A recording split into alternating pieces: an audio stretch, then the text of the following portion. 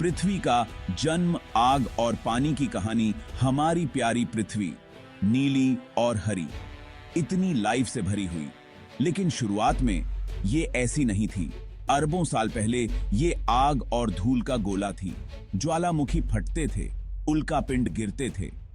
ये एक उग्र और अशांत समय था। धीरे धीरे पृथ्वी ठंडी हुई, भाप से बादल बने और बारिश हुई। ये बारिश जीवन के लिए एक वरदान थी। सदियों तक बारिश होती रही। ये बारिश ने पृथ्वी की सतह को बदल दिया और ऐसे ही विशाल सागर बने। ये सागर जीवन के पालने बने और ये पानी ही लाइफ की शुरुआत थी। यहां से जीवन का सफर शुरू हुआ। ये एक नई शुरुआत थी, जीवन का पहला कदम, एक कहानी जो हमें उभयचरों और सरीसृपों तक ले जाएगी।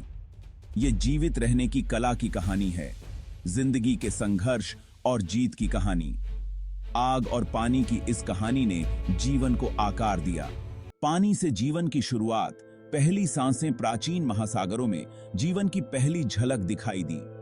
ये छोटे छोटे जीव सिर्फ एक सेल के थे।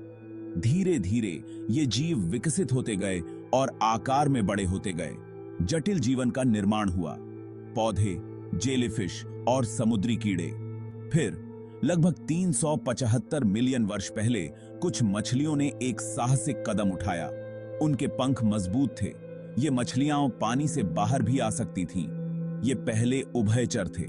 ये दोनों जगह रह सकते थे, पानी में और जमीन पर। यह एक बहुत बड़ा बदलाव था जिससे सरीसृप बने और फिर अंततः हम इंसान। किनारे की ओर एक छलांग, एक नई दुनिया की चुनौतियां। जमीन पर रहना आसान नहीं था। हवा में सांस लेना, खुद को सूखने से बचाना, गुरुत्वाकर्षण से लड़ना, ये सब नई चुनौतियां थीं। लेकिन उभयचर धीरे धीरे इसके लिए बदल गए।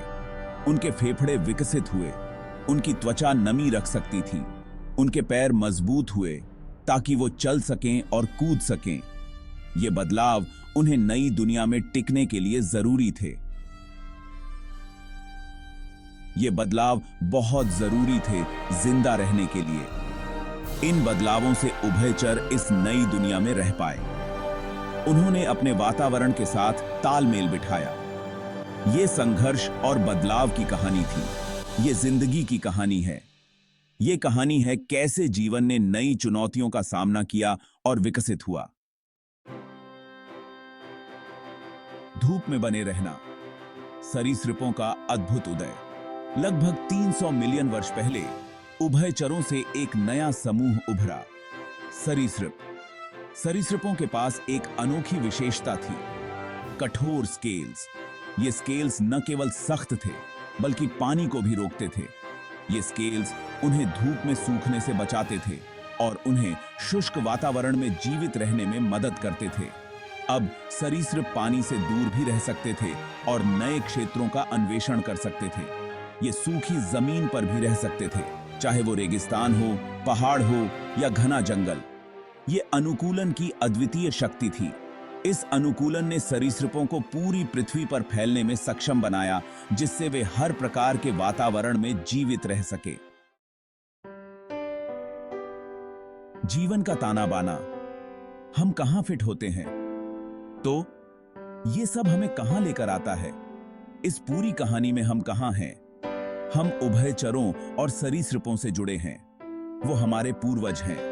उनके संघर्ष और बदलावों ने हमारे लिए रास्ता बनाया। उनके बिना हम यहां नहीं होते। ये साबित करता है कि सारा जीवन एक दूसरे से जुड़ा है। ये साबित करता है कि हम सब एक दूसरे से जुड़े हैं।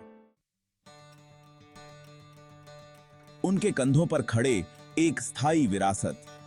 उभयचर और सरीसृप आज भी हमारे बीच हैं, हमारे अतीत के जीवित प्रमाण। ये हमें याद दिलाते हैं कि जिंदगी कितनी ताकतवर और अनुकूलनशील होती है। ये लाखों सालों से जिंदा हैं और हमारे ग्रह के विकास की कहानी बताते हैं।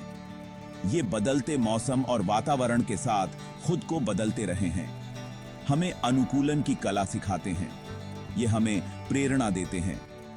हमें दिखाते हैं कि कैसे चुनौतियों का सामना करना है। ये हमें सिखाते हैं कि मुश्किलों का सामना कैसे करना है और हर परिस्थिति में जीवित रहना है।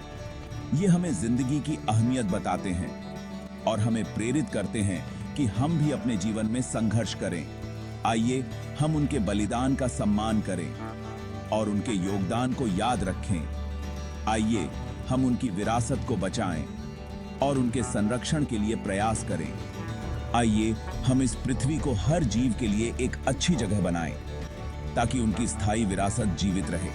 कृपया हमारे चैनल को समर्थन देने के लिए इस वीडियो को लाइक, कमेंट और शेयर करें।